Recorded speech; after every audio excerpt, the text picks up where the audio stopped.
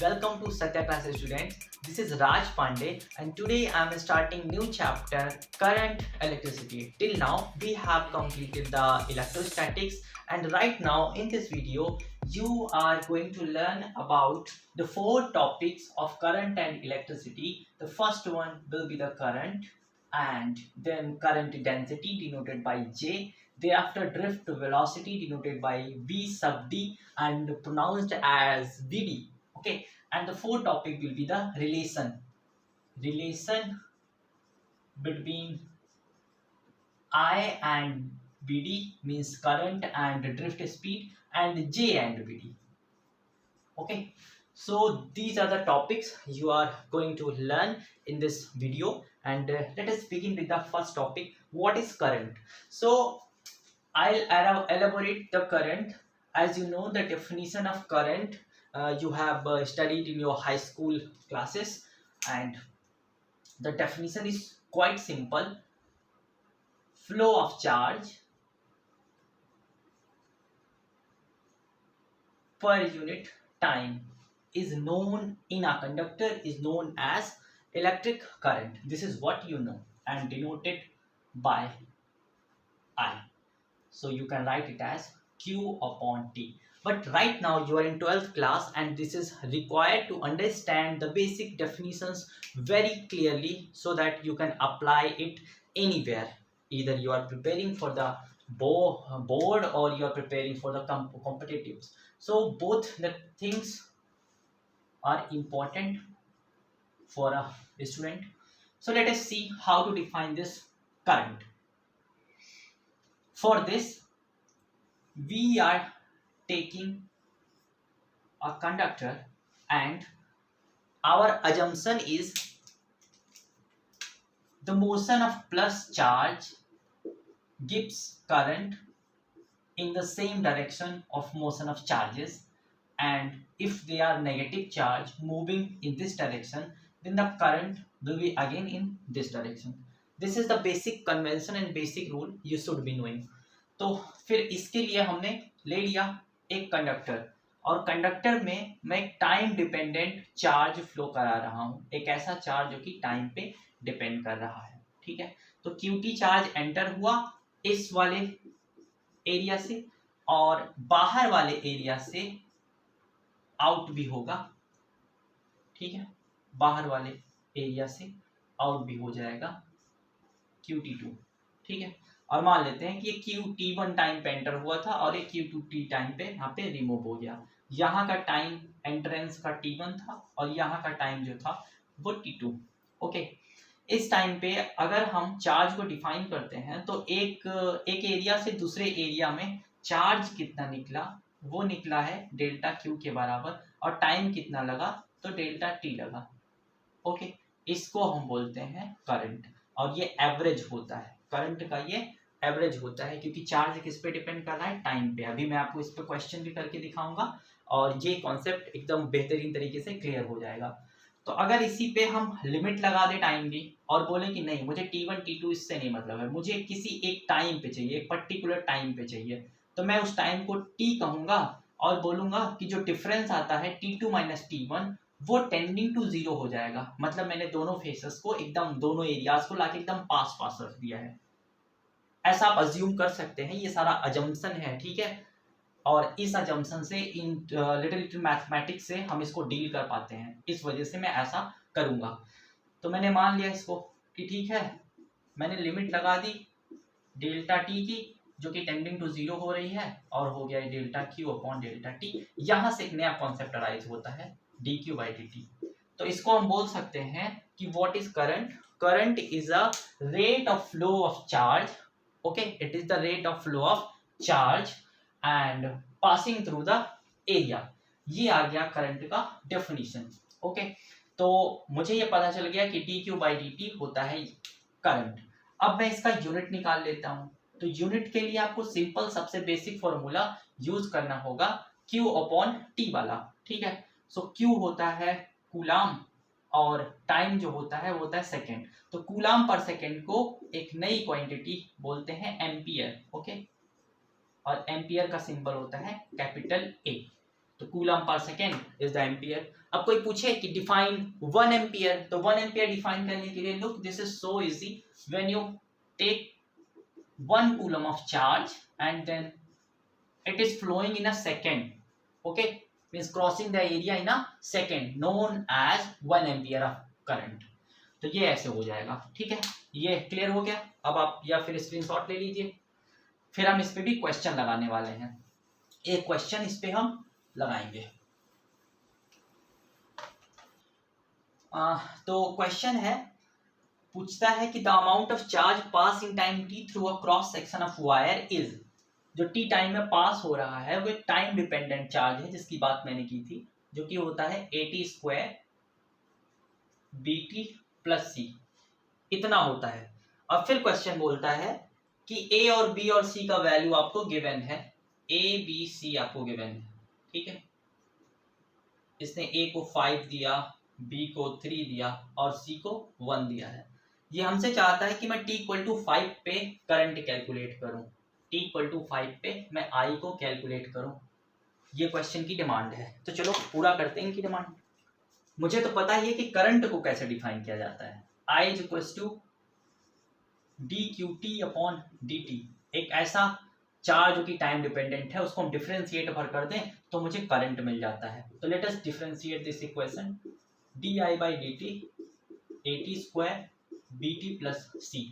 और जिनको नहीं पता है उनको मैं फिर से बता दूं, जो हमारे बायो वाले स्टूडेंट्स होते हैं, डिफरेंशिएशन में थोड़ा वीक होते हैं, ऐसे में देख लें, यहाँ पे क्या करते हैं हम d/dt को डिस्ट्रीब्यूट कर देते हैं, इसके पास और इसके पास। सिंस ये C एक कांस्टेंट है, कांस्टेंट की वैल्यू 1 है, तो कांस्टेंट्स का डिफरेंशिएशन 0 होता है, तो बहुत अच्छे 0 कर लेते हैं उसको। और जो है d/dt A कांस्टेंट है, डिफरेंशिएशन से कांस्टेंट को बाहर ले लेते हैं, और मुझे उम्मीद है कि अब आप ये सब समझते होंगे।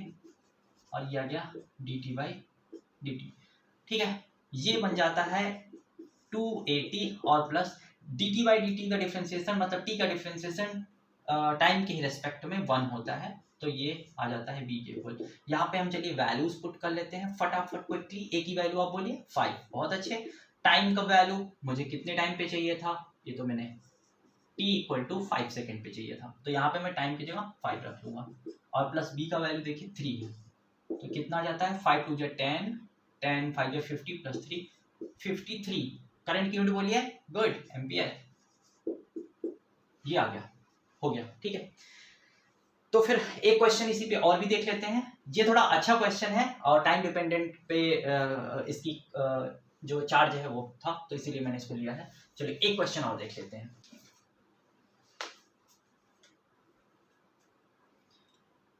ओके, ये क्वेश्चन है, वायर में करंट फ्लो हो रहा है, तो अज्यूम कर लेते हैं कि ये एक वायर है और इसमें I जो है वो करंट फ्लो हो रहा है, लेकिन ये टाइम डिपेंडेंट करंट है और एक इक्वेशन पे डिपेंड करता है, I0 plus alpha into T पे डिपेंड करता है, वेयर इसने I0 की वैल्यू भी गिवन है, दे रखा है इसने 10 एम्पियर की है, और अल्फा की वैल्यू भी गिवन है, अल्फा यहाँ पे कोई कांस्टेंट है 4 एम्पियर पर सेकेंड, ये दिया हुआ है, और बोल रहा है कि हमें चार्ज पता करना है 10 सेकेंड में, तो मुझे Q पता करना है 10 सेकेंड्स में, ठीक है, इन 10 सेकेंड। ये गिवन डेटा है क्वेश्चन का।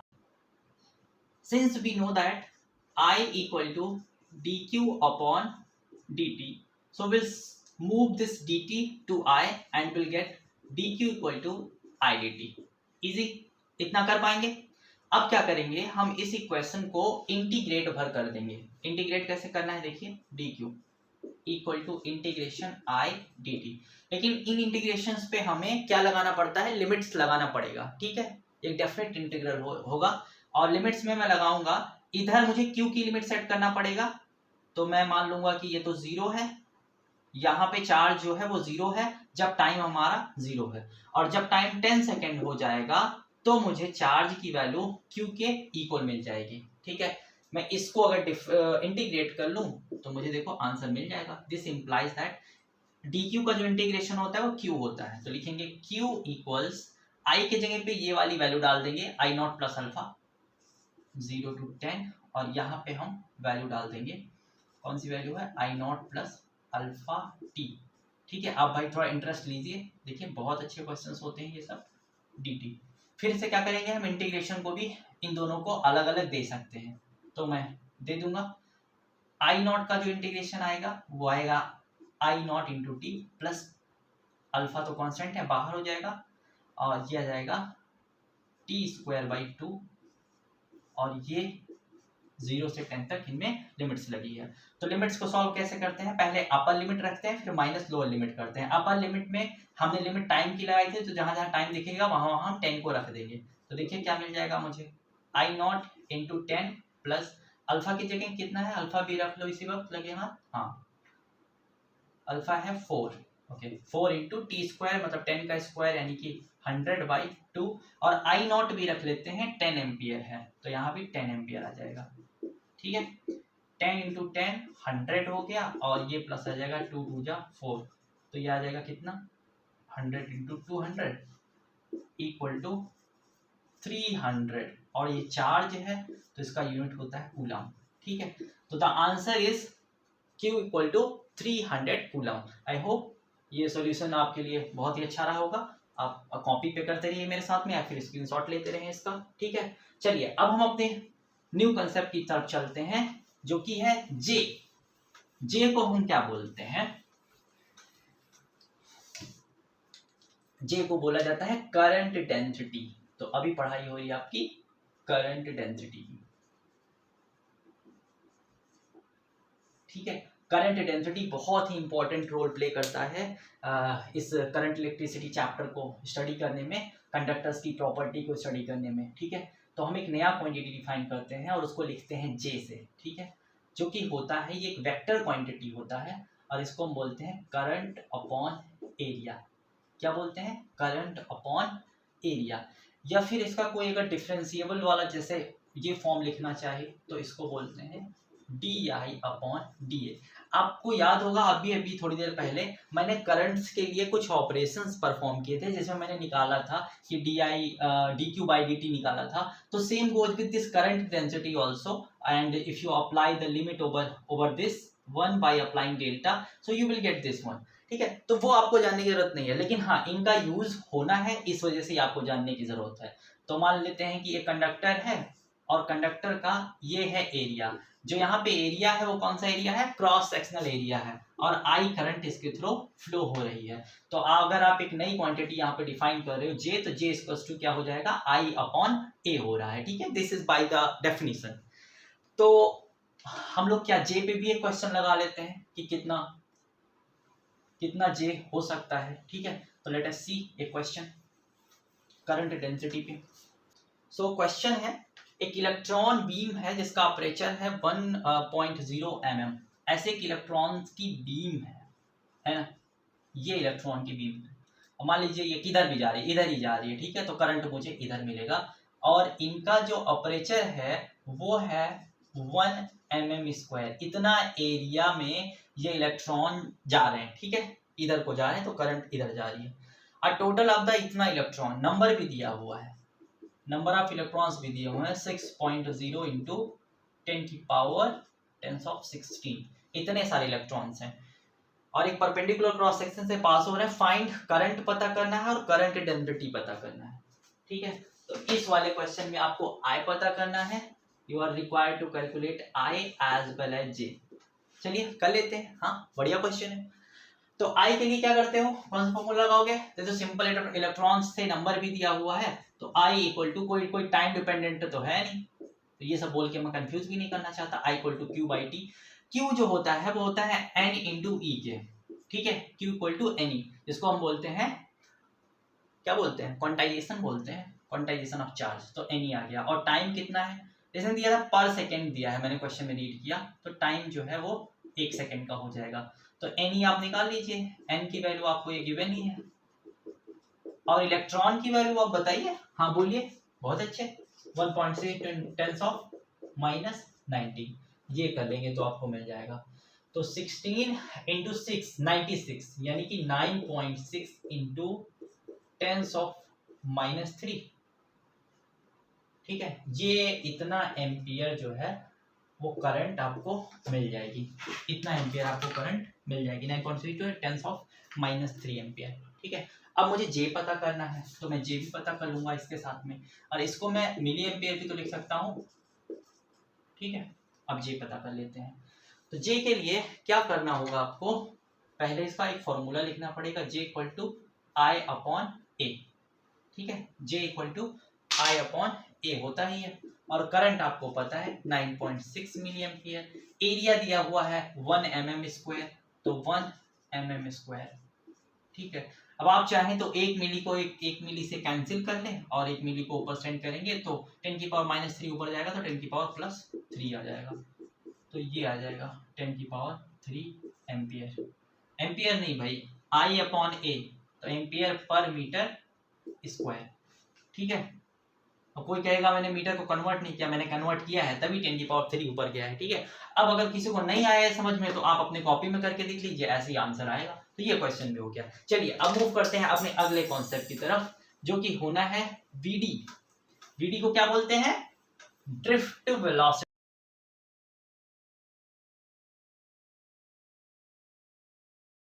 ड्रिफ्ट वेलोसिटी पढ़ने से पहले मैं आपको किसी कंडक्टर का बिहेवियर बता दूं कैसा होता है। देखिए, कंडक्टर्स ऐसे होते हैं जिनमें फ्री इलेक्ट्रॉन्स होते हैं। सो कंडक्टर होता है, it is the field with the free electrons, means मान सकते हैं कि ये गैसियस वेसल है जिसमें कि बहुत सारे फ्री इलेक्ट्रॉन्स मूव करते रहते हैं, बहुत सारे फ्री इलेक्ट्रॉन्स मूव करते रहते हैं। तो मैंने एक कंडक्टर कंसीडर किया है और इसके अंदर बहुत ही सारे फ्री इलेक्ट्रॉन्स हैं जो कि मूव करते रहते हैं। क्यों? क्योंकि ये टेम्परेचर पे होता है, और इस टेम्परेचर पे जो हमारा रूम टेम्परेचर है, आप मान सकते हैं कि 25 डिग्री सेल्सियस है रूम टेम्परेचर, इस पे जो इलेक्ट्रॉन्स होते हैं वो जिग जैग मोशन करते रहते हैं। कौन सा मोशन करते रहते हैं?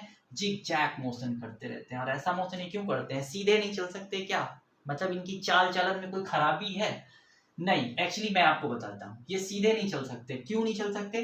क्योंकि जब भी कोई क्रिस्टल तैयार होता है ना, तो क्रिस्टल्स में फ्रोजन होते हैं इनके सॉलिड्स के एटम, जो भी एलिमेंट है इनके एटम्स जो होते हैं वो उसी सॉलिड में फ्रोजन होते हैं, वो मूव नहीं कर सकते। लेकिन कंडक्टर की एक स्पेशल प्रॉपर्टी होती है कि इनमें फ्री इलेक्ट्रॉन्स होते हैं, और वो फ्री इलेक्ट्रॉन्स जो होते हैं वो वही एटम अपने आउटर मोस्ट शेल से लूज करते हैं, तो वो इलेक्ट्रॉन्स आ जाते हैं यहाँ पे। तो सिंस ये जो है 10⁵ मीटर पर सेकेंड की स्पीड से चलते होते हैं, नियरली, ठीक है, इस स्पीड से चल रहे होते हैं, तो इनमें क्या होता है कि कोलिजन्स होते रहते हैं। किनमें? जो और बहुत सारे इसमें इलेक्ट्रॉन प्रेजेंट हैं उन सब से, और जो फ्री इलेक्ट्रॉन प्रेजेंट है उनसे, तो इसमें कोलिजन्स होता रहता है। इन कोलिजन के चक्कर में बार बार ये अपना पाथ चेंज करता रहता है। समझ ली ना जिग जैग क्यों होता है? लेकिन ये पूरा का पूरा फेनोमेना तब पलट जाता है जब हम इसमें बाहर से एक एक्सटर्नल इलेक्ट्रिक फील्ड अप्लाई करते हैं by the mean of applying battery to it. तो हम क्या करते हैं, एक इसको पोटेंशियल पे कनेक्ट करते हैं, वी पोटेंशियल पे, और फिर उसके बाद वी पोटेंशियल पे कनेक्ट करते ही यहाँ पे एक इलेक्ट्रिक फील्ड सेटअप हो जाती है, एक्सटर्नल इलेक्ट्रिक फील्ड सेटअप हो जाती है इस कंडक्टर में। ठीक है, and you are all knowing that inside a conductor there is no electric field. मतलब ये जो नेट इलेक्ट्रिक फील्ड होती है वो जीरो होती है किसी भी कंडक्टर में। वो कैसे होती है? तो यहाँ पे जो फ्री इलेक्ट्रॉन्स होते हैं ना, ये जो फ्री इलेक्ट्रॉन्स होते हैं ये मूव करते हैं within the influence of E external to make the electric field of this conductor zero. Okay, और ये कैसे होता है? ओवरऑल जीरो हो भी जाएगा। ठीक है, तो ये क्या करते हैं, इलेक्ट्रॉन्स के ऊपर इस एक्सटर्नल इलेक्ट्रिक फील्ड का एक फोर्स लगता है जो कि QE के बराबर होता है। ठीक है, किसके बराबर होगा?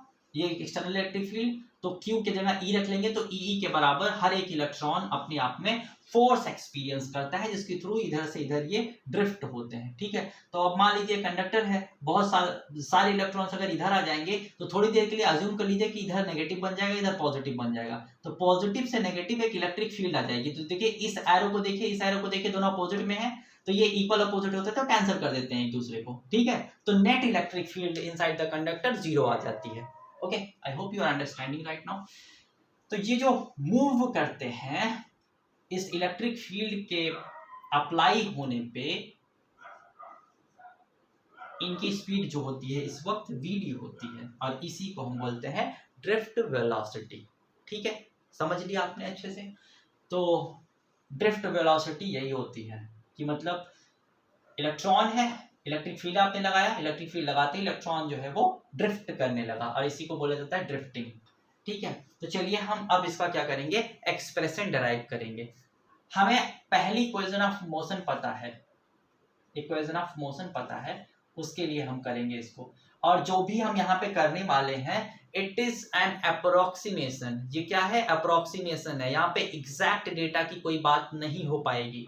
ठीक है, हम जिस पे भी काम कर रहे हैं यही सारे फॉर्मूला आपको बुक में भी मिलते हैं और उसमें ये बताया नहीं जाता आपको कि अप्रोक्सीमेटेड है, लेकिन मैं कह रहा हूँ कि ये सारे अप्रोक्सीमेशंस हैं। तो यहाँ पे देखिए, अभी मैं कुछ अप्रोक्सीमेशन आपके सामने भी लेने वाला हूँ।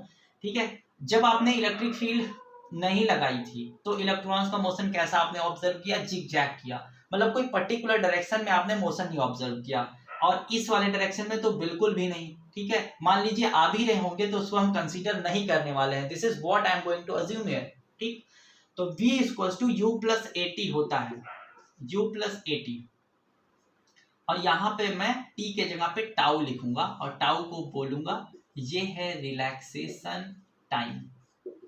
रिलैक्सेशन टाइम होता है जो कोलिजन्स होते हैं ना, जो एक इलेक्ट्रॉन दूसरे इलेक्ट्रॉन से कोलाइड करता है तो ये कितनी देर में कोलिजन होता है, means it is the time taken for the successive collision. तो ये होता है टाउ, इसको हम बोलते हैं रिलैक्सेशन टाइम। ठीक है, माफ कीजिएगा गलत हो गया था।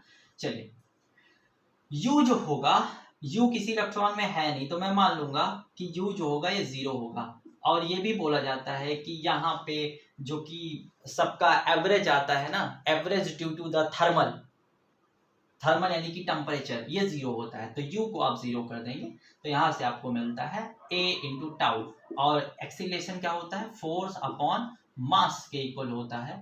तो force upon mass into tau, आपने कौन सी फोर्स लगाई है, इलेक्ट्रिक फोर्स लगाई है, तो यहाँ से आ जाएगा E इंटू ई, एक इलेक्ट्रॉन पे इतनी फोर्स लग रही है by m and into tau. तो ये आ जाता है एक्सप्रेशन BD का। ठीक है, और ये जो रिलैक्सेशन टाइम होता है ये आपको ऐसे बताया नहीं जाता, इसे कैलकुलेट करना आसान नहीं होता है। ठीक है, तो इसीलिए मुझे इसके अल्टरनेटिव फॉर्मूला की भी जरूरत पड़ने वाली है, और जो कि हम पूरा करते हैं through the current and BD। But यहाँ पे कोई कहे अगर कि इसको आप वेक्टर फॉर्म में लिख दो, तो सिंस BD जो है वो इस डायरेक्शन में है और जो अप्लाइड इलेक्ट्रिक फील्ड है वो इस डायरेक्शन में है। ठीक है, इस वजह से हम अगर इसको लिखते हैं ऐसे वेक्टर फॉर्म में तो ऐसे लिखते हैं। ठीक है, इस पे हम BD पे एक वेक्टर साइन बनाते हैं, E पे एक वेक्टर साइन, E मतलब यही एक्सटर्नल वाली को मैंने E लिख रखा है। अंडरस्टैंडिंग, तो ये मिल गया। अब आप BD का देख लीजिए रिलेशन इलेक्ट्रिक फील्ड के साथ में, जितनी ज्यादा इलेक्ट्रिक फील्ड होगी उतना ज्यादा BD होगा। ठीक है, चलिए, तो ये कॉन्सेप्ट हो गया आपका किसके लिए, ड्रिफ्ट वेलोसिटी के लिए। अब चलिए हम रिलेशन पे मूव करते हैं। मुझे I और BD का रिलेशन चाहिए। ठीक है, मैं इधर लिख देता हूँ,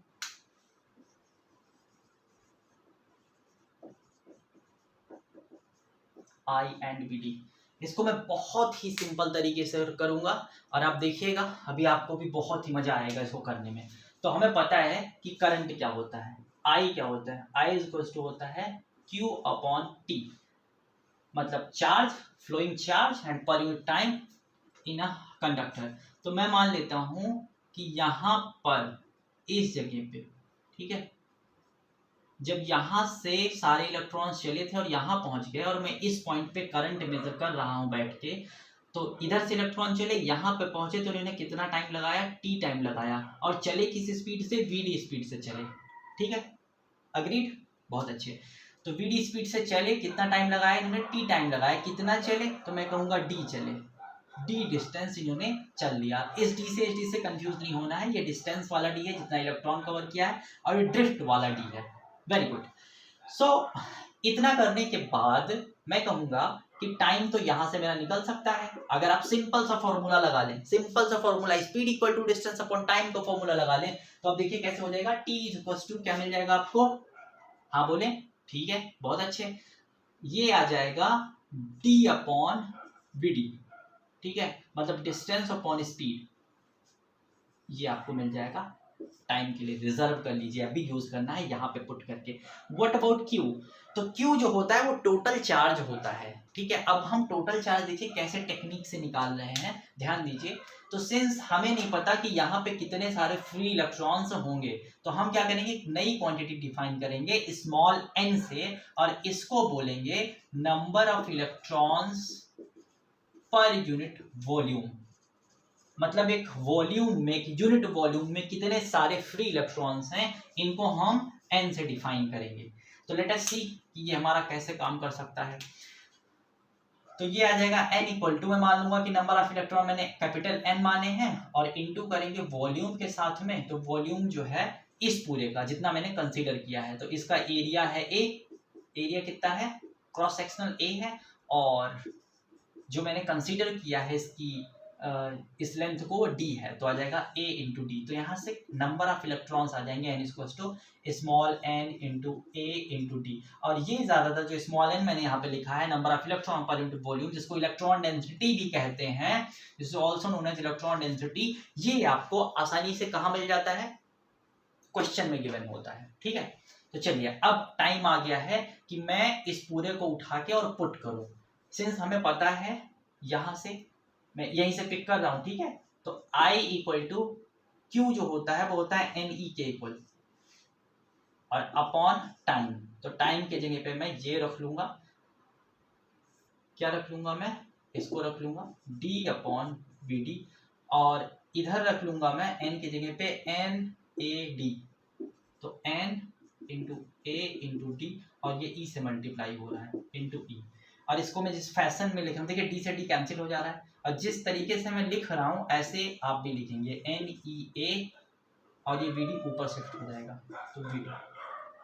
तो यहाँ से आपको करंट और इसमें एक रिलेशन मिल गया, NEA VD, I equal to NEA VD। मेरे साथ में बोले आप इसको, I equal to NEA VD, ठीक है।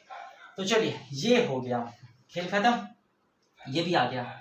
तो अब हम क्या करेंगे, I इक्वल टू NEA/VD पे एक क्वेश्चन लगाएंगे, बट हमारे पास एक टॉपिक और रिमेनिंग है, J और VD का रिलेशन, J और VD का रिलेशन। तो जैसा कि हमें पता है I इक्वल टू NEA/VD होता है, ठीक है, मिटा दे रहे हैं अभी, फिर से इसको हम लिखते हैं।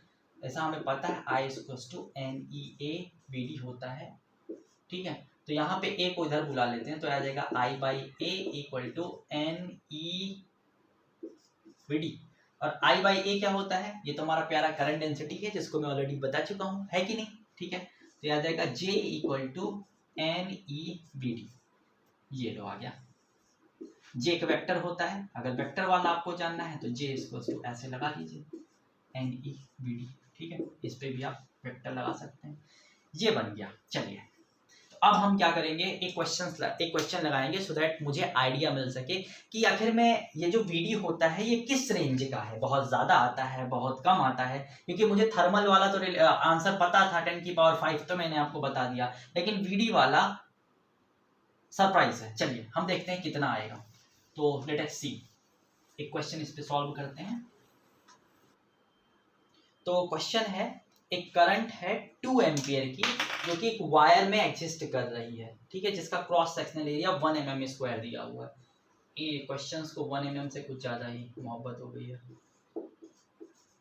एरिया कितना इसने दे रखा है, फिर से 1 mm स्क्वायर दे रखा है, ठीक है। If each cubic metre of the wire contain, each cubic metre यानी कि 6.0 into 10 to the power 28 electrons per cubic metre यानी पर मीटर क्यूब।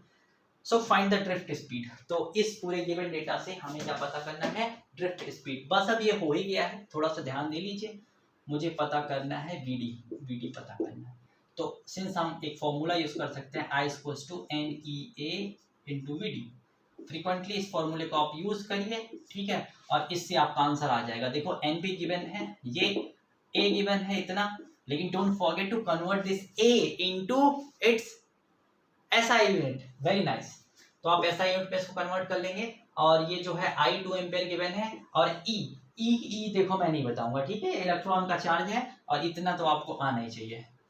अच्छा देख लो 1.6 × 10⁻⁻19 कूलम, ठीक है, ये होता है। सारा वैल्यू रखेंगे, आंसर जो आएगा वो आप कमेंट सेक्शन में मुझे बताएंगे कितना आंसर आया है। Okay, so this is the end of the video and I hope this was helpful for you, and if you feel that it was a good, then like, and if you have any question then you can comment there in the comment box, and subscribe the channel, and we'll keep uploading videos like this. Okay.